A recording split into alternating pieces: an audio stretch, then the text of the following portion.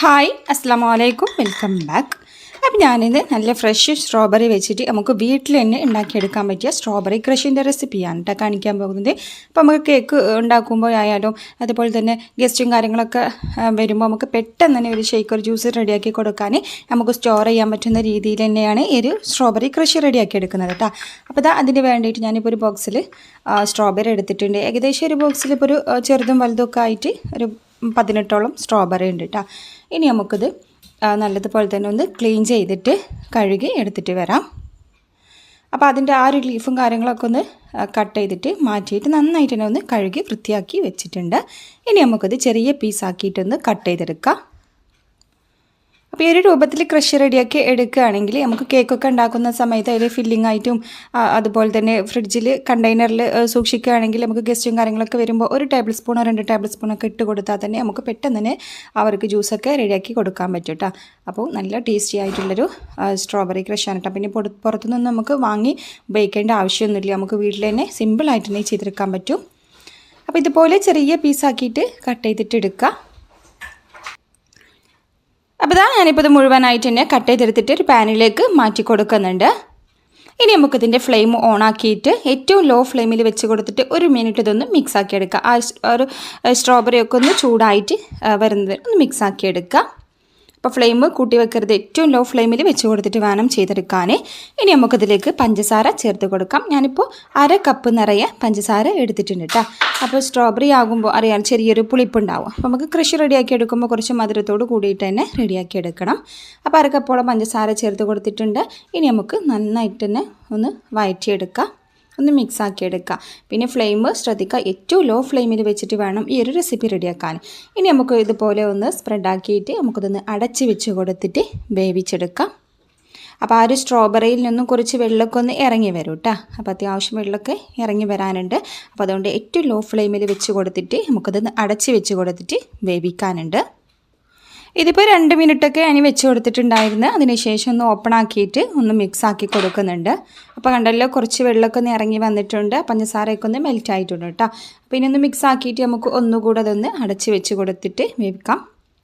അപ്പോൾ വീണ്ടും ഒരു 2 മിനിറ്റും കൂടെ വേവിച്ചപ്പോഴേക്കും കണ്ടല്ലോ ഇതിൽ നിന്ന് ആ സ്ട്രോബെറിയിൽ നിന്നും നല്ല വെള്ളം ഇറങ്ങി വന്നിട്ടുണ്ട് കേട്ടോ.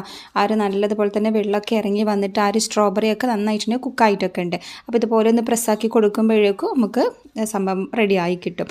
അപ്പോൾ ഇതിൻ്റെ ഒരു കളറ് കണ്ടോ, നല്ല ഒറിജിനലായിട്ടുള്ള കളറാണ് കേട്ടോ. അതുപോലെ തന്നെ ഒരു തുള്ളി വെള്ളം പോലും ഞാനതിലേക്ക് ഒഴിച്ചു കൊടുത്തിട്ടില്ലായിരുന്നു കേട്ടോ. ഒരു തുള്ളി വെള്ളം പോലും ഇതിലേക്ക് ഒഴിച്ചു കൊടുക്കേണ്ട ആവശ്യമില്ല. ഇനി ഇത് നന്നായിട്ട് തന്നെ ചൂടാറി കഴിഞ്ഞിട്ട് നമുക്ക് മിക്സിയുടെ ജാറിലേക്ക് ചേർത്ത് കൊടുക്കാം. പിന്നെയല്ലേ മിക്സിയുടെ ജാറിലിട്ടൊന്ന് ക്രഷ് ചെയ്തെടുക്കേണ്ട ആവശ്യമൊന്നുമില്ല. ഇതുപോലെ തന്നെ നമുക്ക് നന്നായിട്ടൊന്ന് മാഷ് ചെയ്ത് കൊടുത്താൽ തന്നെ ആ ഒരു സ്ട്രോബെറി നന്നായിട്ട് തന്നെ അലിഞ്ഞ് കിട്ടും കേട്ടോ. അപ്പോൾ നന്നായിട്ട് തന്നെ വെന്തതല്ല. ഞാനിപ്പോൾ ഏതായാലും മിക്സിയുടെ ജാറിലിട്ട് ജസ്റ്റ് ഒന്ന് പൾസ് ചെയ്തെടുക്കുകയാണ്, ഓവർ അരച്ചെടുക്കേണ്ട, ജസ്റ്റ് ഒന്ന് പൾസ് ചെയ്തെടുക്കുക. 1-2 പ്രാവശ്യം ഒന്ന് പൾസ് ചെയ്തെടുത്താൽ മതി. അപ്പോൾ നമ്മൾ ആ ഒരു സ്ട്രോബെറിയിൽ കുറച്ച് കഷ്ണങ്ങളൊക്കെ ഉണ്ടാവുന്ന ആ ഒരു രീതിയിൽ വേണം കേട്ടോ റെഡിയാക്കിയാൽ. നന്നായിട്ട് ഒന്ന് അരച്ചെടുക്കരുത്, അപ്പോൾ അതിൻ്റെ ആ കറക്റ്റായിട്ടുള്ള ആ ഒരു ടേസ്റ്റും കൺസിസ്റ്റൻസിയും ഒക്കെ നഷ്ടമാവും. അപ്പോൾ ജസ്റ്റ് ഒന്ന് പൾസ് ചെയ്തെടുത്താൽ മതി. ഇനിയിപ്പോൾ പൾസ് ചെയ്യൽ നിർബന്ധമൊന്നുമില്ല കേട്ടോ, നന്നായിട്ടൊന്ന് ഉടച്ചെടുത്താലും സ്ട്രോബെറി ക്രഷ് റെഡിയാണ്.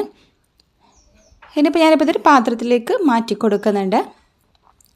അപ്പോൾ ശ്രദ്ധിക്കുക, തീരെ വെള്ളമൊന്നും ഒഴിച്ച് കൊടുക്കാതെ വേണം കേട്ടോ അത് റെഡിയാക്കി എടുക്കാൻ. ഒട്ടും വെള്ളം ഒഴിച്ചെടുക്കേണ്ട ആവശ്യമില്ല. ആ ഒരു സ്ട്രോബെറിയിൽ നിന്ന് തന്നെ കുറച്ച് വെള്ളമൊക്കെ ഒന്ന് ഇറങ്ങി വരും. അപ്പോൾ ഇതാ ബൗളിലേക്ക് മാറ്റി കൊടുത്തിട്ടുണ്ട്. കണ്ടല്ലോ ഈ ഒരു കൺസിസ്റ്റൻസിയിലാണ് കേട്ടോ നമുക്ക് വേണ്ടത്. നന്നായിട്ട് തന്നെ അരഞ്ഞു പോവുകയും ചെയ്യരുത്, എന്നാൽ ചെറിയൊരു ആ ഒരു സീഡൊക്കെ ഉണ്ടാവില്ല സ്ട്രോബെറിയുടെ മുകളിലായിട്ട്, അപ്പോൾ അതൊക്കെ നമുക്ക് കഴിക്കുന്ന സമയത്ത് കടിക്കാൻ കിട്ടണം. ആ ഒരു രീതിയിൽ വേണം റെഡിയാക്കാൻ. അപ്പോൾ നമ്മൾ നന്നായിട്ട് അരച്ച് കഴിഞ്ഞാൽ ആ ഒരു സീഡൊക്കെ നന്നായിട്ട് അരഞ്ഞു പോകും. അപ്പോൾ അത്ര കറക്റ്റായൊരു ടേസ്റ്റ് ഒന്നും ഉണ്ടാവില്ല കേട്ടോ. അപ്പോൾ നമ്മൾ കേക്കൊക്കെ ഉണ്ടാക്കുന്ന സമയത്തായാലും ഈ ഒരു രൂപത്തിൽ വേണം റെഡിയാക്കാൻ. അപ്പോൾ ഞാൻ ഈ ഒരു ക്രഷ് വെച്ചിട്ടാണ് സ്ട്രോബെറി കേക്ക് റെഡിയാക്കിയിട്ടുണ്ട്. 1 kg വെയിറ്റ് വരുന്ന സ്ട്രോബെറി കേക്കിൻ്റെ റെസിപ്പി വീഡിയോ അപ്ലോഡ് ആക്കിയിട്ടുണ്ട്. കാണാത്തവരുണ്ടെങ്കിൽ ഈ വീഡിയോക്ക് ഫസ്റ്റ് കമൻ്റ് ആയിട്ട് അതിൻ്റെ ലിങ്ക് കൊടുക്കുക കേട്ടോ. കാണാത്തവരുണ്ടെങ്കിൽ കണ്ടു നോക്കുക. ഈ ഒരു സ്ട്രോബെറി ക്രഷ് വെച്ചിട്ടാണ് ആ ഒരു കേക്ക് റെഡിയാക്കിയിട്ടുള്ളത്. അപ്പോൾ ഇനിയിപ്പോൾ സ്ട്രോബെറിയൊക്കെ കിട്ടുന്ന സമയത്തായാലും ഇതുപോലെ റെഡിയാക്കിയിട്ട് നമുക്ക് എയർ ടൈറ്റ് ആയിട്ടുള്ള കണ്ടെയ്നറിൽ അടച്ച് വെച്ചിട്ട് ഫ്രിഡ്ജിൽ വെച്ച് കൊടുക്കുകയാണെങ്കിൽ ഒരാഴ്ചയോളം നമുക്കത് സൂക്ഷിക്കാൻ പറ്റും കേട്ടോ. അപ്പോൾ നമുക്ക് ഗസ്റ്റൊക്കെ വരുന്ന സമയത്ത് പെട്ടെന്ന് തന്നെ ഷേക്കായാലും ജ്യൂസായാലും ഒക്കെ റെഡിയാക്കാൻ പറ്റും. 1-2 ടേബിൾ സ്പൂൺ മാത്രം ഒരു ക്രഷ് ഒഴിച്ച് കൊടുത്താൽ തന്നെ നമുക്ക് സിമ്പിളായിട്ട് തന്നെ ചെയ്തെടുക്കാൻ പറ്റും. അപ്പോൾ ഈ ഒരു സ്ട്രോബെറി ക്രഷിൻ്റെ റെസിപ്പി എല്ലാവരും ഒന്ന് ട്രൈ ചെയ്ത് നോക്കുക. എന്നിട്ട് അതിൻ്റെ ഫീഡ്ബാക്കൊക്കെ അറിയിക്കുക. ഇനിയിപ്പോൾ കേക്ക് ഉണ്ടാകുന്ന സമയത്തായാലും നമുക്ക് പുറത്തുനിന്നൊന്നും വാങ്ങാതെ ഈ ഒരു രൂപത്തിൽ ഉണ്ടാക്കി നോക്കട്ടെ. അടിപൊളി ടേസ്റ്റാണ്.